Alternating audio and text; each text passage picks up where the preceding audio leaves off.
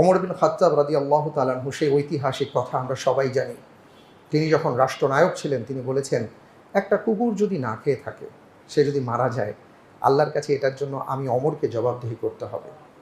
এবং তিনি সেই একজন বৃদ্ধা নারীর ফ্যামিলিকে সাহায্য করার জন্য যে খাবার নিয়েছিলেন, সেই খাবারটা তিনি তার পিঠে বহন করেছিলেন এবং তার গোলাম বলেছিলেন যে আপনি আমার কাঁধে দেন। তিনি বলেছেন, কিয়ামতের ময়দানে যদি আল্লাহ আমাকে জিজ্ঞেস করেন আর এটা যদি একটা গুনাহ হয়ে যায়, সেই বোঝা কি তুমি কাঁধে বহন করবে?